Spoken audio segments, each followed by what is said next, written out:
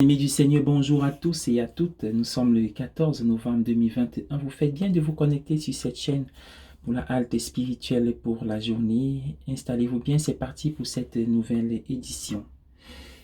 Bien-aimés, en ce 33e dimanche du temps ordinaire, nous remarquons bien que nous approchons la fin de l'année liturgique et sur le plan météorologique, les jours sont de plus en plus courts.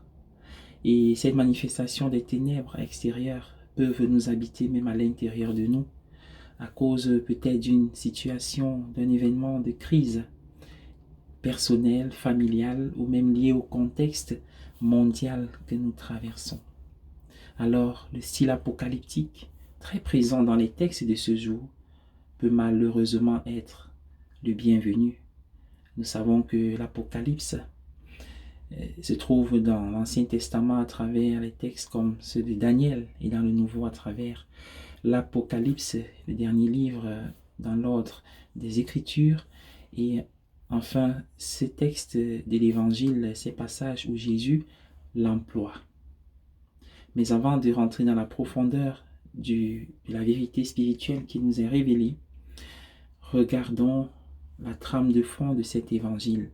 Nous sommes à Marc au chapitre 13 et Jésus et les apôtres se trouvent devant le grand temple de Jérusalem.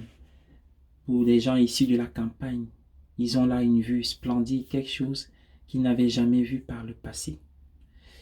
Imaginons par exemple qu'une personne soit pour la première fois devant Notre-Dame de Paris ou devant la place Saint-Pierre ou devant la tour Eiffel et qu'il admire son caractère majestueux, magistral, magnifique, splendide.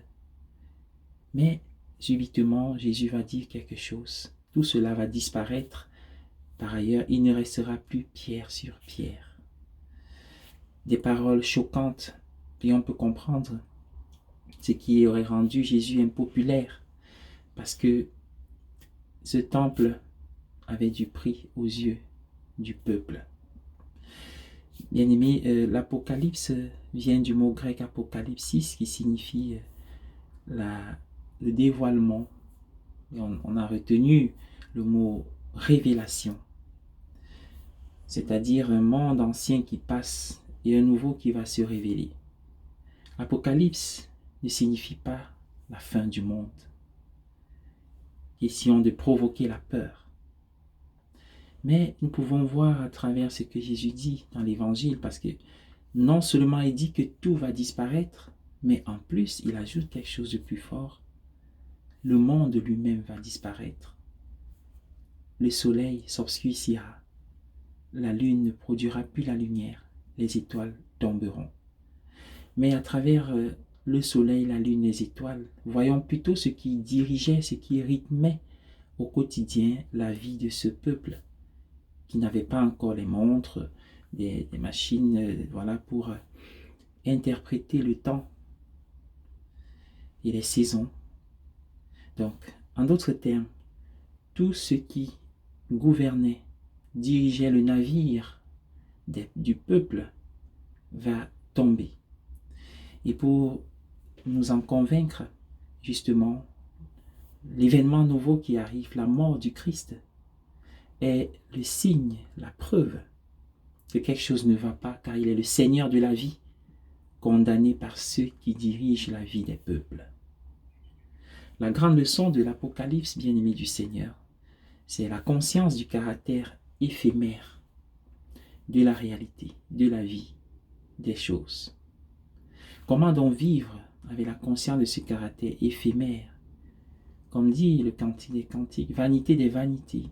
Comme dit l'Ecclésiastique, autant pour moi, les vanités des vanités, tout est vanité. Mais il ne s'agit pas d'avoir peur, de considérer que l'Apocalypse nous fait plus. Nous sommes un peuple de l'Apocalypse. Mais vivre une Apocalypse avec Jésus, c'est différent de vivre une Apocalypse sans Jésus.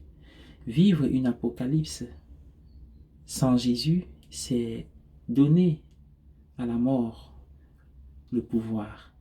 C'est la mort qui gouverne, car il est dit nous allons tous mourir, tout va passer. Comme il est dit dans l'Écriture, J'ai dévidé ma vie, le fil est tranché. Nous sommes des hommes, des femmes finis. Mais vivre l'Apocalypse avec Jésus, c'est vivre selon l'horizon de la résurrection. Le Christ a vaincu la mort. Et finalement, il y a un ordre nouveau qui s'installe. Et c'est cette vie, cette nouveauté qui est notre victoire. Comme dit Saint Paul, ce n'est plus moi qui vis, c'est le Christ qui vit en moi. Le Christ qui devient le nouveau soleil, le vrai. La nouvelle étoile, la vraie. La nouvelle lune, la vraie. Quelles que soient les ténèbres par lesquelles, à travers lesquelles je passe, je ne dois pas considérer l'Apocalypse comme étant une mauvaise nouvelle, ou alors me fier aux étoiles qui s'éteignent, au soleil qui ne brille plus, que nous proposent d'autres ordres. Mais je dois considérer la bonne nouvelle de l'Apocalypse, c'est-à-dire indiquer à travers mes paroles et mes actes ce qui dirige ma vie aujourd'hui. Bonne journée à tous et à chacun, soyez bénis.